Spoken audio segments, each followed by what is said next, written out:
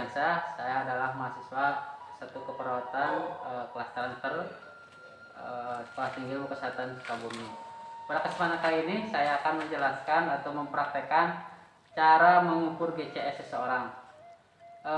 Apa itu GCS? Jadi GCS adalah skala yang digunakan untuk mengukur tingkat kesadaran pasien secara menilai respon. Jadi kita menilai respon pasien terhadap rangsang yang kita berikan, baik itu rangsang suara maupun rangsang nyeri. Untuk jenis-jenisnya pemeriksaan GCS itu yang kita nilai ada 3, yaitu eyes atau mata, bagaimana pasien merespon matanya. Yang selanjutnya ada respon verbal atau ucapan. Yang ketiga ada respon motorik atau gerakan. Tujuan pemeriksaan GCS ini adalah untuk mengetahui tingkat kesadaran sejauh mana pasien memiliki tingkat kesadarannya. Indikasinya untuk pemeriksaan GCS ini adalah pada pasien koma, khususnya pada pasien yang cedera dengan gangguan neurologis, terutama pada pasien-pasien cedera. Baik, kita langsung ke tahap orientasi. Assalamualaikum Ibu, perkenalkan saya Rusadiansyah. Saya yang bertugas di ruangan ini. Pada kesempatan kali ini saya akan menilai tingkat kesadaran saudara Ibu. Nah, bagaimana Ibu bersedia? Iya, baik. Saya mulai Bu ya.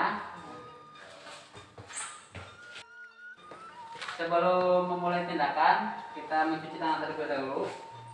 Jangan lupa nama cuci tangan.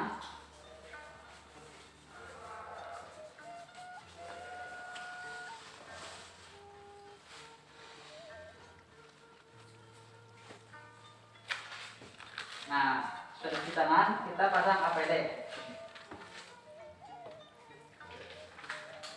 Untuk APD kita lihat kondisi pasien. Apabila pasien biasanya kalau yang penurunan kesadaran ada muntahnya seperti itu, kita gunakan juga paraskot atau cemet.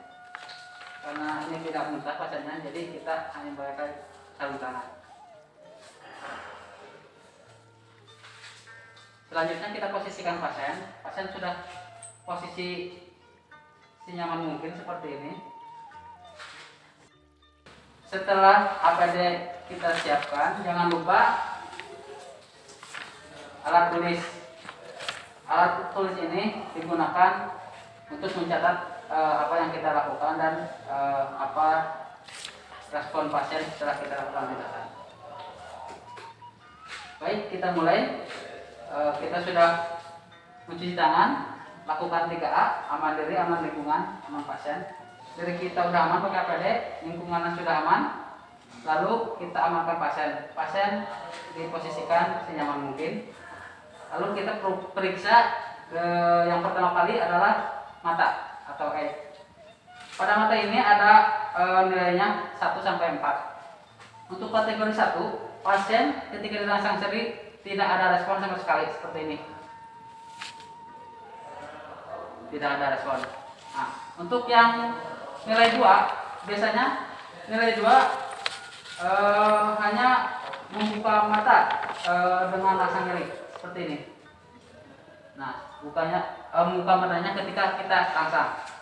Untuk yang selanjutnya nilai 3 biasanya dengan perintah pasiennya tidur, kita perintahkan ibu membuka mata, ibu buka matanya. Nah, seperti itu, ya membuka matanya.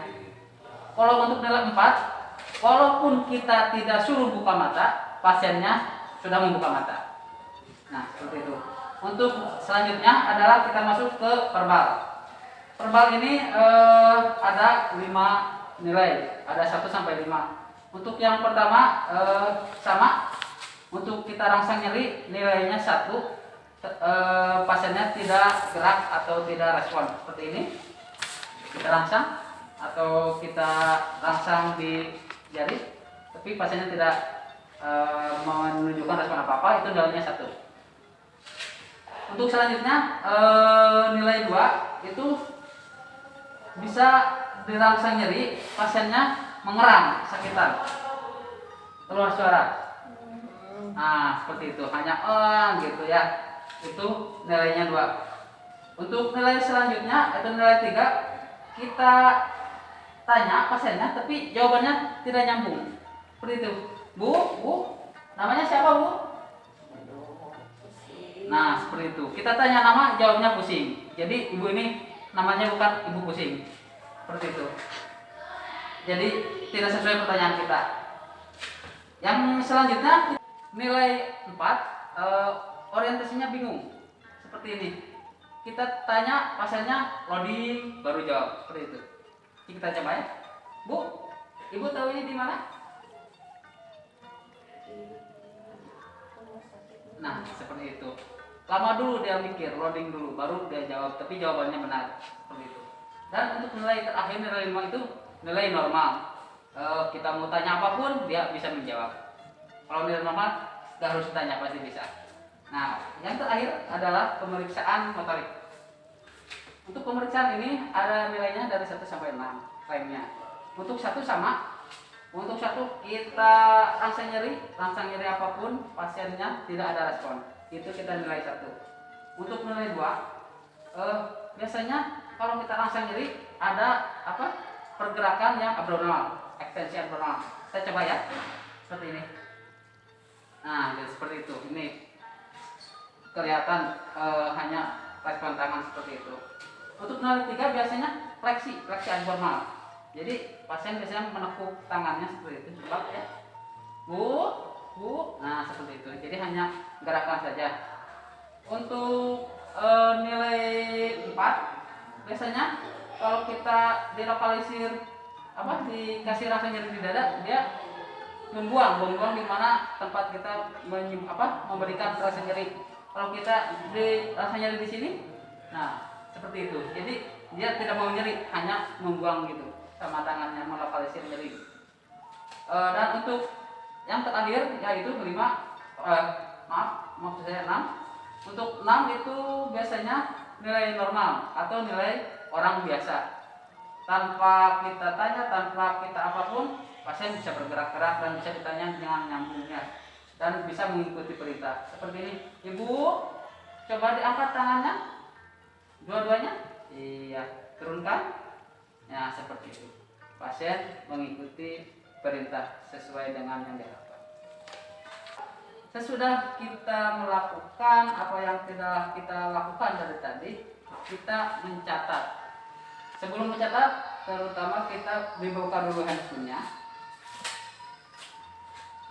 Karena kita udah dari pasien, kita juga mencuci tangan, lalu mendokumentasikan apa yang kita lakukan. Hanya itu yang bisa saya sampaikan. Kurang lebihnya mohon maaf. Assalamualaikum warahmatullahi wabarakatuh.